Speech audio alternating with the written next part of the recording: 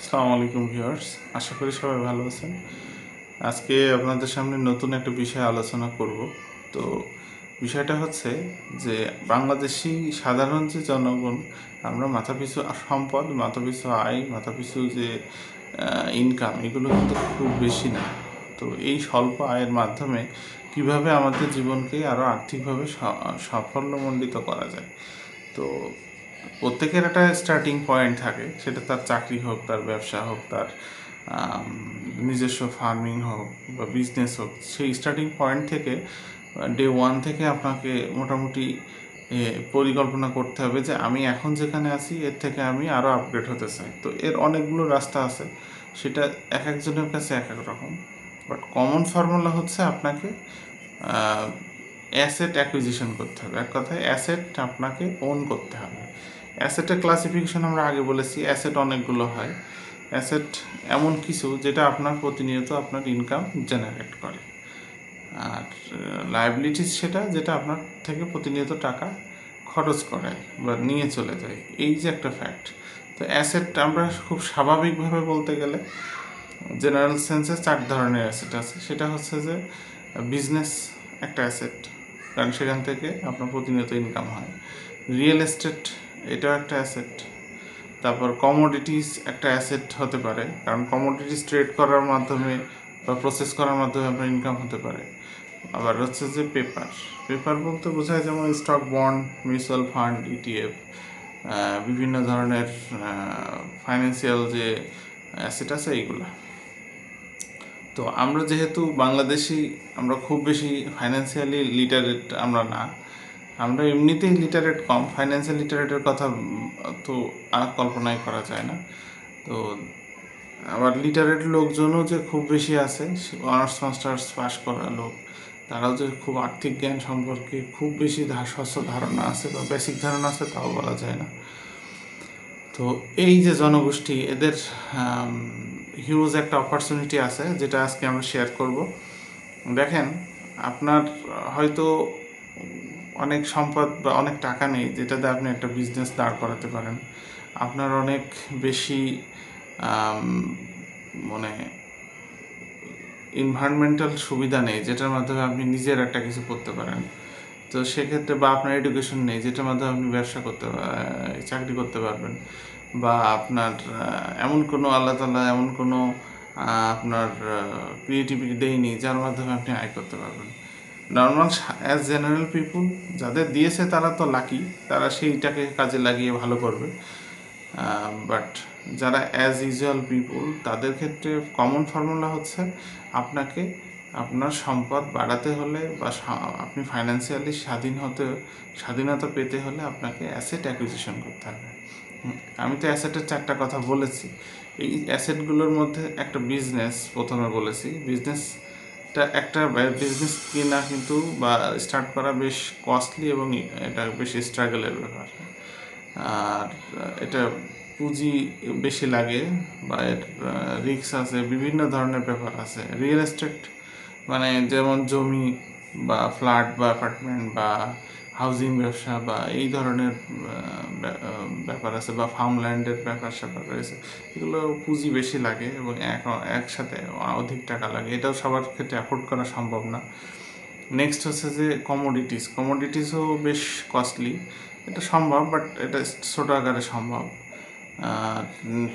Fourth হচ্ছে যে আপনার ফাইন্যান্সিয়াল কিছু অ্যাসেট আছে, যেমন পেপার। পেপার বলতে বন্ড, তারপরে শেয়ার, তারপরে ইটিএফ, মিউচুয়াল ফান্ড, বিভিন্ন ধরনের সরকারি বন্ড বা এই ধরনের সেভিং সার্টিফিকেট, এগুলো। তো আপনি ধরুন, আমি ধরে নিলাম যে একটা সাধারণ মানুষের লিভিংয়ের জন্য 15,000 টাকা, একটা সাধারণ গ্রামে বা মফস্বল শহরে 15 থেকে 20,000 টাকা ইনকাম হলে তার দ্বারা একটা সংসার চালানো সম্ভব খুব স্বাভাবিকভাবে। তো এখন আপনার স্বাভাবিক খরচ করার পরও মাসে তো 5,000 টাকা সেভ করতে পারেন। এই 5,000 টাকা দিয়ে আপনি একটা রিয়েল এস্টেট কিনতে পারবেন না। একটা ব্যবসা, একটা দোকান নিয়ে বা একটা ডিলার নিয়ে বা একটু ভালোভাবে কোনো ব্যবসা শুরু করতে কষ্ট হবে, বা অনেক দিন পুঁজি জমিয়ে সেটা করতে হবে। তারপরে আপনার কোনো ট্রেড করতে গেলে কোনো কমোডিটি, যেমন আপনার তেল, গ্যাস বা ধান, পাট বা বাংলাদেশের যে ধরনের ফসল পাওয়া যায় এগুলোর ব্যবসা করতে গেলেও বেশ পুঁজি লাগে। আর একটা ব্যাপার আছে যে বন্ড বা শেয়ারের ক্ষেত্রে সেখানেও যে পুঁজি লাগে না, হিউজ পুঁজি লাগে। কিন্তু সেক্ষেত্রে সব কিছুর অ্যাকুইজিশন কিছু সহজ বা কঠিনের ব্যাপার রয়েছে। দেখেন, আপনি 5,000 টাকার একটা প্ল্যান যদি আমি বলি, 5,000 টাকা আপনার পার মান্থ একটা সেভিংস আছে। তো এই সেভিংসটা আপনি নর্মালি আমরা কি করি, সবাই ব্যাংকে এটা ডিপোজিট করি। তো ব্যাংকে আপনার ডিপোজিট করলেন, আপনার কত সর্বোচ্চ 9% আপনার ইন্টারেস্ট দিবে। কিন্তু যেখানে 9% ইন্টারেস্ট দিবে সেটা তো আপনি ইনফ্লেশন রেটও প্রায় 9-10% বা ইভেন তারও বেশি। সো আলটিমেটলি 5 বছর সঞ্চয় করার পরে আপনার যে টাকাটা হবে সেই টাকা কি হবে, যে আপনার ইনফ্লেশনটা অ্যাডজাস্ট করে মূলধনটা টিকে থাকবে, আপনার কোনো লাভ হবে না। সো সেভিংস করলে যে লাভ হয়, এই যেটা ব্যাংক কর্তৃক, এটা হচ্ছে একটা ট্র্যাপ। এই ট্র্যাপের মাধ্যমে ব্যাংক তার সঞ্চয় তার ব্যাংকে এসে নিয়ে যায়। ব্যাংক 10% দেয়, তাহলে ব্যাংক কত পার্সেন্ট আয় করে? ব্যাংক 10% আপনার কাছে ইন্টারেস্ট দিয়ে নেয়, সেই টাকাটা সে 15%-এ দেয় বা ইভেন তারও বেশি দেয় যখন যে রেট থাকে। তো আমি অ্যাভারেজ 15% ধরলাম। তো সেখানে তার আদার্স কস্ট বাদ দিয়ে সে কিন্তু লেন্ডিং করে 15%-এ মোটামুটি।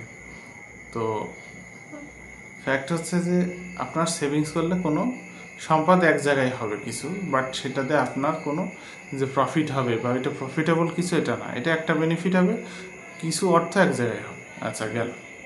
কিন্তু এই টাকা দিয়ে আপনি একটা রিয়েল এস্টেটের ফ্ল্যাট কিনতে যাবেন, পারবেন না। একটা জমি কিনতে যাবেন, সাধারণ গ্রামের জমি কিনতে গেলেও 6 লাখ টাকা লাগে, সেটাও কিনতে পারবেন না। আপনি এইটা দিয়ে যদি একটা ব্যবসা শুরু করতে চান, ছোটো আকারে সম্ভব, বাট বড় আকারে সম্ভব না। আচ্ছা, এটা দিয়ে আপনি খুব সহজেই আপনি একটা বড় কোম্পানির একটা পার্ট, তার যেটার নাম হচ্ছে শেয়ার, সেটা কিনতে পারেন। তো আজকের স্ট্র্যাটেজিটা আসলে সাধারণ যারা বিনিয়োগকারী আছেন বা যারা বিনিয়োগকারী বলবো না, সাধারণ মানুষ যারা ফাইন্যান্সিয়ালি একটু ডিস্ট্রেসে আছেন, কি করবেন ভেবে পাচ্ছেন না, তো তাদের ক্ষেত্রে এই পরামর্শটা যে আপনারা অবশ্যই আপনার অবস্থান থেকে চিন্তা করে আপনাকে আগাতে হবে। তো আপনি এই 5,000 টাকা মান্থলি, যে 5,000 টাকা সেভিংস হয়, সেই 5,000 টাকা আপনি বাংলাদেশের প্রত্যেকটা বাংলাদেশের যে শেয়ার মার্কেট আছে, শেয়ার মার্কেটে আপনার অনেকগুলো পাবলিক লিমিটেড কোম্পানি আছে, যে কোম্পানিগুলো শেয়ার পাবলিক কিনতে পারবে। তো পাবলিক লিমিটেড কোম্পানির স্ট্রাকচারগুলো দেখলে দেখা যায় যে মোটামুটি 10-50% আপনার শেয়ার পাবলিকের কাছে আছে বা বিভিন্নভাবে ভাগ করা আছে।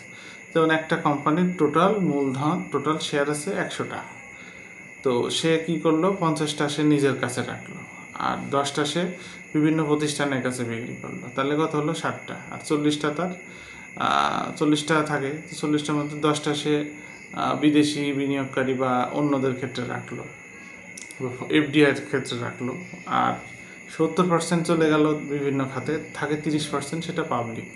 সেটা এক এক কোম্পানির ক্যাপিটাল স্ট্রাকচারের উপর এটা ডিজাইন করা আছে। তো সে যেটাই হোক, তো পাবলিক, সাধারণ পাবলিকের জন্য একটা পোর্শন কিন্তু তার উপর সাধারণ পাবলিকের জন্য রাখা হয়েছে। এটা কিন্তু শেয়ার বাজারের একটা বিউটি। কারণ এখানে যদি আপনি টাকাটা রাখেন, এখান থেকে ওই যে 30% যে শেয়ার আছে বা 30 শেয়ার আছে, ওই শেয়ারটা কিন্তু সাধারণ পাবলিক কিনতে পারবে। এই যে একটা অপশান, এটার ফলে কি হয়, সাধারণ জনগণ ওই কোম্পানির মালিকানা পায়। কোম্পানির মালিকানা পাইলে সুবিধা কি?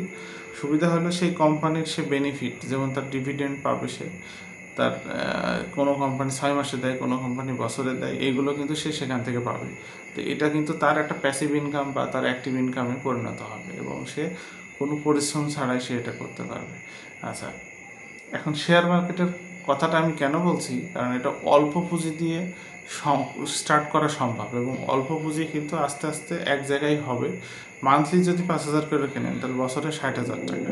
এই 60,000 টাকা কিন্তু আপনার ক্রমান্বয়ে কিন্তু ডিভিডেন্ড আকারে লাভ দিতে থাকবে আবার এই 60,000 টাকার ভ্যালু ভালো কোম্পানির শেয়ার কিনলে ডে বাই ডে বাড়তে থাকে, এবং আপনি আপনার ইনকাম প্রথম মাসে আপনার 5,000 টাকার উপর লাভ হবে, পরের মাসে কিন্তু 10,000 টাকার উপর লাভ হবে, এইভাবে বাড়তে থাকে। তো এই যে কম্পাউন্ডিংভাবে বাড়তে থাকে, এটা কিন্তু ওই যে বলেছিলাম যে ব্যাংকে জমানোর থেকে ভালো।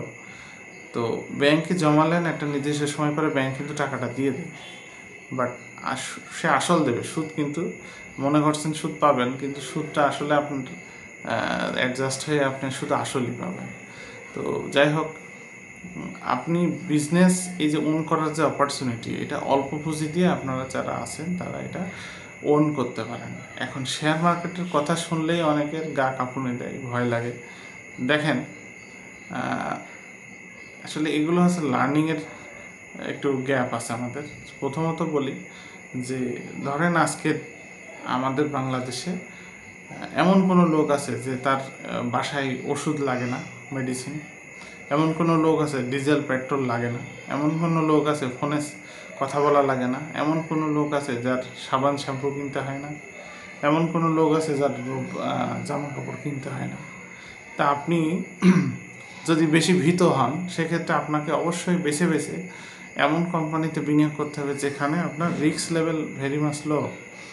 সেখান থেকে আপনি যে ইনকামটা করবেন, আপনি ধরে রাখেন, আপনি একটা এক্সাম্পল দিয়ে বলি, মেডিসিনের ক্ষেত্রে আপনি স্কয়ার, বা আপনি দেখা যাচ্ছে যে আরও বেশ কিছু কোম্পানি আছে, এসিআই, রেডিয়েন্ট, ইনসেপ্টা, বা আরও যারা পাবলিক কোম্পানি আছে, রেনেটা। তো এখান থেকে আপনারা, এই কোম্পানিগুলো কি বন্ধ হয়ে গেছে? এই কোম্পানিগুলো যারা মালিক তারা তো প্রচুর টাকা ইনভেস্ট করেছে, তারা কি মানে আপনার দেউলিয়া হয়ে গেছে? তারা তো বছরের পর বছর প্রজন্মের পর প্রজন্ম চলে আসছে। তো আপনাকে একটু থিঙ্কিং করতে হবে। আমরা শেয়ার মার্কেটে মূলত যারা আসি তারা একটু লোভী এবং রাতারাতি বড়লোক হওয়ার লোকজন একটু বেশি আসে, এবং তারা ওখানে ওই যে একটু শেয়ারের দাম পড়ে গেলেই মনে করেন যে আন্দোলন শুরু করে দেয়। একটা শেয়ারের দাম পড়ে গেলেই সে হচ্ছে গলায় দড়ি দেয়। তো এইসব মানুষের ভিতরে একটা প্যানিক তৈরি করে রেখেছে। দেখেন, এগুলো আমাদের আসলে বিনিয়োগ সিদ্ধান্তকে বাধাগ্রস্ত করে। তো যাই হোক, আপনার যদি, আচ্ছা আরেকটা কথা বলি, বাংলাদেশে এমন কোনো বাড়ি আছে যেখানে আপনার ফ্যান লাগে না? এমন কোনো বাড়ি আছে যেখানে টিভি লাগে না? এমন কোনো বাড়ি আছে যেখানে ফ্রিজ লাগে না? তো আমাদের দেশের এমন অনেক কোম্পানি আছে, সেই কোম্পানিগুলো কিন্তু এই সব প্রোডাক্টগুলোই তৈরি করে। আপনি দেখে শুনে বুঝে তাদের ডিভিডেন্ড হিস্ট্রি দেখেন, তাদের ক্যাপিটাল স্ট্যাটাস দেখেন, তাদের ফাইন্যান্সিয়াল স্টেটমেন্ট দেখেন, তাদের ইনকাম স্টেটমেন্ট দেখেন, তাদের শেয়ার মার্কেটের প্রচুর তথ্য থাকে, সেই তথ্যগুলো নিয়ে একটু বেসিক আলোচনা দেখেন। অনেকের মাথায় এগুলো যায় না, এগুলো ভারী লাগে, বাট আপনি এইটুকু তো বোঝেন যে আপনার এই কোম্পানির এই জিনিসের প্রোডাক্ট সারা বাংলাদেশে লাগবে, সারা পৃথিবীতে লাগবে। কিছু কোম্পানি এদেশ থেকে এক্সপোর্টও করে। তো এইভাবে বুঝে, বেশি বোঝার দরকার নেই, অল্প বুঝে যদি আপনি একটু সাধারণ সেন্সে চিন্তা করে এই জাতীয় কোম্পানি যেখানে আপনি বিনিয়োগ করলে আপনার অর্থটা সেফ থাকবে, অর্থের ভ্যালুয়েশন আসবে, কারণ শেয়ারের দাম ডে বাই ডে বাড়ে। আবার আপনি প্রত্যেক বছর বা 6 মাস অন্তর সেখান থেকে আপনি ডিভিডেন্ড আকারে একটা ইনকাম পাবেন। শেয়ারের দাম বাড়ুক বা কমুক এর উপর ভ্যালু আপনার করার দরকার নেই, আপনার দেখা উচিত ডিভিডেন্ডের উপর। তো কোম্পানি প্রফিট করছে, প্রফিটের একটা অংশ আমাকে দিচ্ছে। তো এইভাবে ভাবতে হবে। তো যাই হোক, আপনি এই যে স্ট্র্যাটেজিটা আছে, আপনি আপনার এই স্বল্প সঞ্চয়, স্বল্প সেভিংসটাকে আপনি এইটার মাধ্যমে একটা কোম্পানির মালিকানা পাচ্ছেন। কোম্পানির মালিকানা পাওয়া মানে এক্ষেত্রে এটা কী বলা যায়, আপনি এইভাবে যদি আপনি, আমার মতে 15 থেকে 20 বছর যদি কেউ চেষ্টা করে এবং একটু আর্লি স্টেজে যদি চেষ্টা করা যায়, তো সেক্ষেত্রে খুব ভালো করা সম্ভব। দেখেন, ওয়ারেন বাফেটের কথা তো আমরা সবাই জানি। ওয়ারেন বাফেট তার বয়স যখন 11, সে তখন প্রথম শেয়ার কেনে। তো এই যে লোকটা, তার বাবা ছিল একজন স্টক ব্রোকার, মানে শেয়ার কেনাবেচা করতো। তার ব্যাকগ্রাউন্ড ছিল, তাই সে স্টার্ট করেছে, তার আর্লি স্টেজে শুরু করেছে, যার কারণে সে কিন্তু, তার উপর তার ইন্টারেস্ট ছিল, সে অনেক স্টাডি করেছে এবং সে কিন্তু পৃথিবীর মানে অন্যতম একজন বিনিয়োগকারী। তো আপনারা আপনার প্রজন্মে যতটুকু পারেন আগান, তারপরে আপনার নেক্সট প্রজন্ম কিন্তু যদি স্ট্র্যাটেজিক্যালি আগায় তো এটা ভালো করা সম্ভব। নিজের এখন কোয়েশ্চেন আসবে যে আমি যদি ভোগ না করি তাহলে আমার পরের যা হয় হোক। হ্যাঁ, এই কথাগুলো একদম অবান্তর কথা। আপনি এখন আজকে যদি বলি, আজকে যদি বিনিয়োগ করেন আগামী 6 মাসের মধ্যে আপনি রিটার্ন পাবেন। ইভেন আজকে যদি একটা কোম্পানিতে, যেমন ওয়ালটনের কথা বলি, ডিভিডেন্ড যাই হোক 1 টাকা হোক, কিন্তু আপনি যদি আজকে রেকর্ড ডেটের আগে যদি ইনভেস্ট করেন, আপনি 2 মাস পরে কিন্তু আপনি বেনিফিট পাবেন। তো মানুষ বলে যে লং টার্ম ইনভেস্টমেন্ট শেয়ার মার্কেটে, এটা একটা রং কনসেপ্ট। শেয়ার মার্কেটে ইনভেস্টমেন্টটা লং আমার তো মনে হয় না, কারণ একটা কোম্পানি তার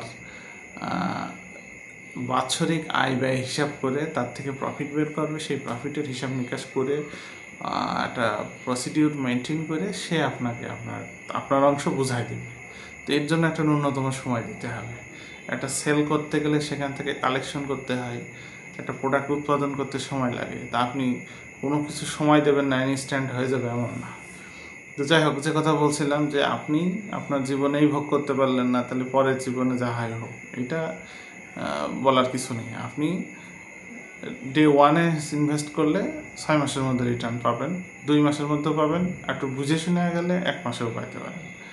তো যারা ট্রেডিং করেন তাদের জন্য আমি তেমন কোনো পরামর্শ দেব না, বাট সেটা তাদের ব্যাপার। বাট যারা নিজের ফাইন্যান্সিয়াল ফ্রিডম পেতে চান তাদের ক্ষেত্রে বলবো, আপনারা অল্প বয়স থেকে, আর্লি স্টেজ থেকে বা যে স্টেজই হোক আপনি স্টার্ট করুন। তো এই স্টার্ট কী হবে, আপনাকে বড় বড় কোম্পানির মালিকানা দেবে, আপনাকে আপনি কাজ করেন আর না করেন আপনাকে ইনকাম দেবে, আপনাকে সাপোর্ট দেবে। কারণ কোম্পানি একটা প্রফেশনালসদের দ্বারা এটা পরিচালিত হয়।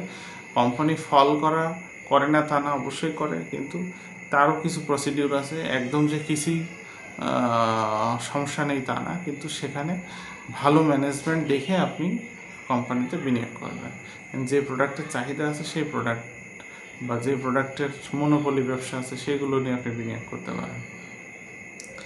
আচ্ছা, যখন আপনি প্রত্যেক মাসে 5,000 করে সেভিং করেন, আপনি কথার কথা বছরে 60,000 টাকা, তো এখন আপনি 5 বছর পরে আপনার 3 লাখ টাকা এক জায়গায় হবে, তাই না? তো আপনি যদি মনে করেন 5 বছর পরে ওই টাকাটা আপনি সব শেয়ার সেল করে আপনি বের করে নেবেন, নিতে পারেন। তো অনেকেই আছে হাত খরচ খুব বেশি করে, কিন্তু তারা যদি একটু স্ট্র্যাটেজিক হয়ে এই টাকাটা ওখানে ব্যয় করে, তারা কিন্তু টাকা জমাতে পারে না। তো তারা ছোটো ছোটো করে শেয়ার যদি মান্থলি কেনে, তাহলে কিন্তু তারা একটা পুঁজি ক্রিয়েট করে। তো সেই টাকাটা ডিভিডেন্ডও পাবে, যদি সে মনে করে টাকা রাখবে না, সেল করে দিয়ে সেই পুঁজি সে তখন একসাথে পেতে পারে। এটা একটা সুন্দর একটা কনসেপ্ট।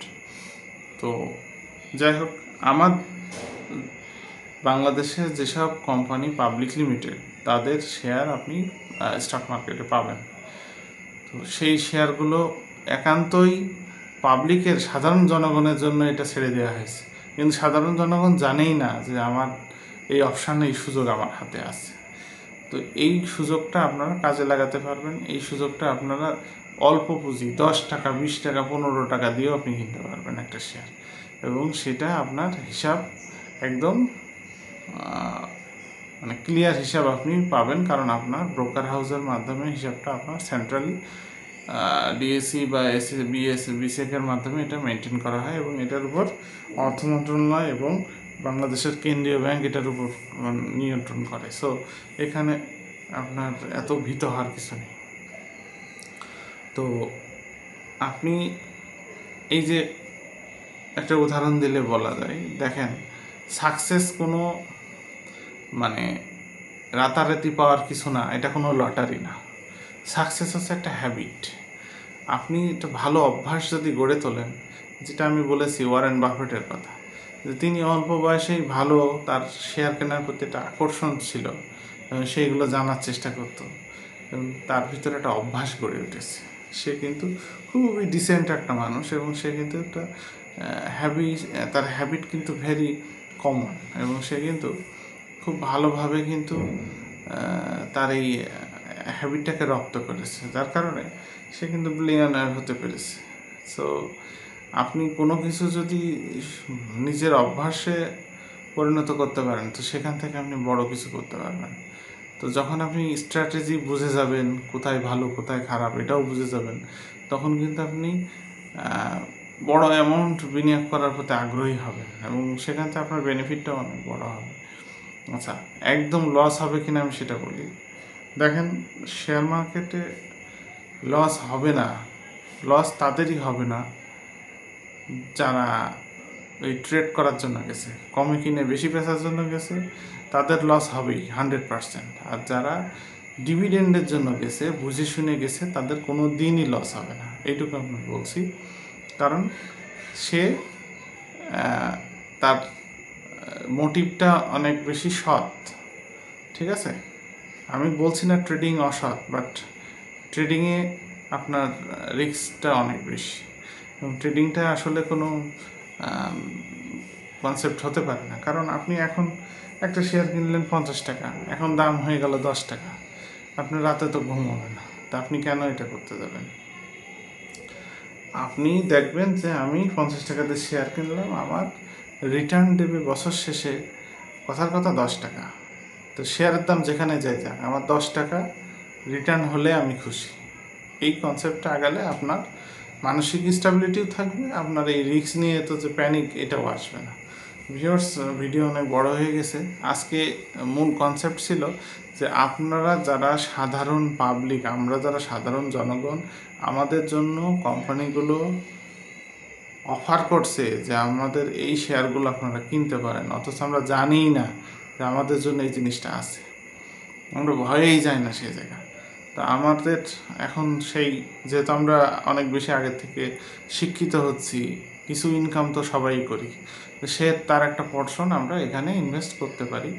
তো ইনভেস্ট করবেন নিজের দায়িত্বে, সেটা ঠিক আছে, বাট আপনার কিছু স্টাডি দরকার আছে, কিছু জানার দরকার আছে, এগুলো আপনার অবশ্যই করতে হবে। কারণ কোনো কিছু তখনই রিস্ক তৈরি হয় যখন আপনি কোনো কিছু না জেনে কিছু করেন। তো সেক্ষেত্রে আমার পরামর্শ থাকবে যে আমাদের যে অপরচুনিটিটা আছে, এই অপরচুনিটির কথাটা যেন সবাই জানে, এই জন্যই আজকের ভিডিওটা করা। অনেকেই জানে না, অনেকে বোঝে না, বোঝার চেষ্টা করে না, অনেকে জেনেও সেখানে যায় না। তো আমার মনে হয় যে আমরা নিজেদেরকে এই দারিদ্রতার কষাঘাত থেকে বাঁচাতে বা আমাদেরকে যদি মোটামুটি ওয়েলথ ক্রিয়েশন করতে হয় সেক্ষেত্রে, বা ফাইন্যান্সিয়াল ফ্রিডম পেতে হয় সেক্ষেত্রে আমাদের অনেক বেশি স্ট্র্যাটেজিক হতে হবে। আর শেষ কথাটা বলে শেষ করব যে ধরেন আপনি চাকরি করেন, আজকে কোনো আপনার শারীরিক অসুস্থতা হলো, আপনার কিন্তু চাকরি থেকে বাদ দিয়ে দেওয়া হবে, আপনি মারা যেতে পারেন, চাকরি তো আপনার জীবন শেষ, তো চাকরি শেষ, ইনকাম শেষ। কিন্তু আপনি যে শেয়ার কেনেন, আপনি মারা গেলে আপনার যারা উত্তরসূরি আছে, বা আপনি অসুস্থ হলেন, চাকরি করতে পারছেন না, সেক্ষেত্রে আপনার ওই কোম্পানির ইনকাম যত হবে আপনার ইনকামও কিন্তু বাড়তে থাকবে, আপনার ইনকাম কিন্তু বন্ধ হবে না, কারণ আপনি কোম্পানির মালিক। সো এমন কিছু মানে আপনার থিঙ্কিং লেভেলটা একটু চেঞ্জ করতে হবে। তো যাই হোক, আমাদের যে সুযোগ করে দিয়েছে সিকিউরিটিজ এক্সচেঞ্জ কমিশন, সেই সুযোগটাকে আমরা অবশ্যই কাজে লাগাবো। নিজেদের একটু পড়াশুনো করতে হবে, একটু জ্ঞান রাখতে হবে, বা একটু ধারণার দরকার আছে, যেগুলো আপনারা ছোটো আকারে বিনিয়োগ করলে আস্তে আস্তে শিখে যাবেন। তো যাই হোক, আজকের ভিডিও এ পর্যন্ত। নেক্সটে নতুন কোনো টপিকস নিয়ে আলোচনা করবো। আল্লাহ হাফিজ।